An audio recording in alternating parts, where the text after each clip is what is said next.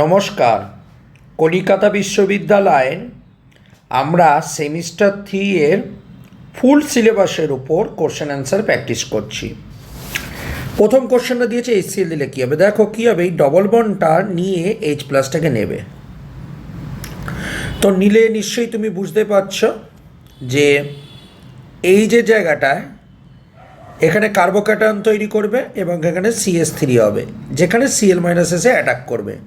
তার মানে আমার প্রোডাক্টটা হবে বেনজিন CH, এখানে Cl, তার সঙ্গে CH3 অ্যাটাচ আছে। তারপরে কোশ্চেনটা ওজোন লিসিস রিয়াকশান করলে কী হবে, মাঝখান থেকে ব্রেক হয়ে যায়, CH2 ডবল বন্ড ও হয়। ZnHgHCl কী করে, এই ডবল বন্ডটাকে দুটো হাইড্রোজেন দিয়ে দেয়, তার মানে তৈরি হয় CH4। তারপরে কোশ্চেনটা বলেছে বেসিসিটি কম্পেয়ার করতে বলেছে, কোনটা বেশি বেস। দেখো প্রথমটা রেজোন্যান্স করছে, আমরা জানি রেজোন্যান্স করলে লোন পেয়ারের অ্যাভেবিলিটি কমে যায়। দ্বিতীয়টা রেজোন্যান্স করছে, কিন্তু দ্বিতীয়টা আবার দুটো রিংয়ের মধ্যে রেজোন্যান্স করছে, তাহলে দুটোর ক্ষেত্রেই কিন্তু লোন পেয়ার কম পাবো, রাইট? কিন্তু কোনটা সব থেকে বেশি কম পাবো, প্রথমেরটায় না দ্বিতীয়টায়? দ্বিতীয়টা সব থেকে বেশি কম পাবো, কারণ বেশি রেজোন্যান্স করছে, তাই বেসিসিটি হলো প্রথমেরটা বেশি। তারপরে কোশ্চেন বলছে কোনটা টটোমারিজম করবে। টটোমারিজম করবার জন্য কি দরকার, কার্বনিল কম্পাউন্ডের পাশের কার্বনে আলফা হাইড্রোজেন দরকার। দেখো এখানের ক্ষেত্রে আলফা হাইড্রোজেন নেই, তাই কম্পাউন্ডটা করবে না। এইটা দেখো কার্বনিল কম্পাউন্ড, এটা হলো আলফা হাইড্রোজেন, তার মানে এটা করবে। এটা হলো কার্বনিল কম্পাউন্ড, দেখো পাশে আলফা হাইড্রোজেন নেই, তাই এটাও করবে না। পরেরটা কোশ্চেন নাম্বার 5 বলেছে কম্পেয়ার অ্যাসিডিটি। অ্যাসিডিটি কম্পেয়ার করতে বলেছে। দেখো এই দুটোর মধ্যে আমি প্রথমটাকে বেশি অ্যাসিড বলছি, কেন বলো তো? কারণ হাইড্রোজেনটা লস করলে যে মাইনাস চার্জটা তৈরি হয় সেই মাইনাস চার্জটা রেজোন্যান্স করে স্টেবল হয়, কি দ্বিতীয় কম্পাউন্ডের ক্ষেত্রে যে মাইনাসটা তৈরি হয় সেটা কিন্তু রেজোন্যান্স করতে পারে না, এটাই হলো রিজন। তো কনজুগেটেড বেস প্রথম কম্পাউন্ডের ক্ষেত্রে কী হয়, বেশি stable due to the resonance. তারপরটা চলে আসে question number 6। Question number 6 Hg2 + 20% H2 সবদ্ধ আছে, তাহলে কী হবে, বেনজিন, বেনজিনের সঙ্গে ওপরে CO CH3 হবে।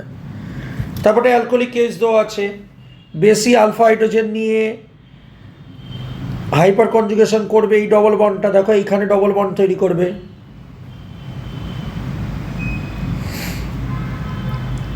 এটা হলো প্রোডাক্ট। তারপরে NBS দিলে কি হয়, NBS দিলে ডবল বন্ডের পাশের কার্বনে ব্রোমিন আসে, এই যে ডবল বন্ডের পাশে ব্রোমিন এলো। তারপরে KOH কী করবে, এই যে ব্রোমিন যেটা এসে তার পাশে হাইড্রোজেনটাকে নেবে, এরমভাবে নেবে, নিয়ে এই বন্ডটা এখানে ফেলবে, ব্রোমিনটাকে বার করে দেবে। তার মানে প্রোডাক্টটা হবে কোথায়, এখানে বন্ড, এখানে একটা ডবল বন্ড তৈরি হবে। তার ব্রোমিন KOH দেওয়া হচ্ছে, ডবল বন্ড কী হয়, ট্রিপল বন্ডে কনভার্ট হয়, আমরা জানি। তার মানে এটা হবে অ্যান্সার। তারপরে COCl2 দিলে ভালো করে খেয়াল করবে, এখানে একটা ব্যাপার আছে, এর মধ্যে একটা বিউটি আছে, যেটা মনে রাখা তোমাদের ডিউটি, ঠিক আছে? তাহলে COCl দেখো একটা এই বেনজিনের সঙ্গে এরকম ঝম্প করে এটাকে বার করবে, আর একটা এই বেনজিনের সঙ্গে এখানে ঝম্প করে এটা বার করবে, তার মানে দুটো বেনজিন দুদিকে থাকবে। মনে থাকে যেন দুটো ক্লোরিন আছে বলেই করলাম কিন্তু, ঠিক আছে, খেয়াল রাখবে, এটা হবে অ্যান্সার। তারপরটা সিলভার ড্যাশ দিলে কী হবে, এ তো খুব পৃথিবী বিখ্যাত কোশ্চেন, এটা একেবারে এ বহুবার এসছে পরীক্ষায়। ক্যালকাটা ইউনিভার্সিটি যবে থেকে তৈরি হচ্ছে তবে থেকে কিন্তু কোশ্চেন দিয়ে এসছে এই কোশ্চেন, এটা ভুলে গেলে চলবে না। এই যে 6টা Ag মাঝখানে থাকবে, টুকুস করে 6টা AgCl এর প্রেসিপিটেট পড়ে যাবে, আর মাঝখানটা কেমন হবে, HC ট্রিপল বন্ড CH, এটা হলো অ্যান্সার, ঠিক আছে? তার মানে HC ট্রিপল বন্ড CH, এটা হবে অ্যান্সার। তারপরটা ক্যালসিয়াম আর কার্বন আছে, তাহলে প্রথমে কী হবে, হিট করলে ক্যালসিয়াম কার্বাইড তৈরি হবে। তারপর জল দিলে কী হবে, জল দিলে তৈরি হবে ক্যালসিয়ামটা কী হবে, ক্যালসিয়াম হাইড্রোক্সাইড তৈরি হবে, আর যে C2 যেটা রয়েছে তার সঙ্গে হাইড্রোজেন চলে আসবে, মানে অ্যাসিটিলিন তৈরি হবে। তো এই ছিল আমাদের সেট 1-এর কোশ্চেন ফুল সিলেবাসের উপর। পরবর্তী ভিডিওতে আমরা সেট 2-এর আরও কিছু কোশ্চেন নিয়ে আসবো। এখন কোশ্চেন বারবার যদি আমরা প্র্যাকটিস করতে পারি, পরীক্ষার আগে দারুণ তৈরি হয়ে যাবে, এক্সামও দেখবে দারুণ হবে। ভালো করে প্র্যাকটিস করো।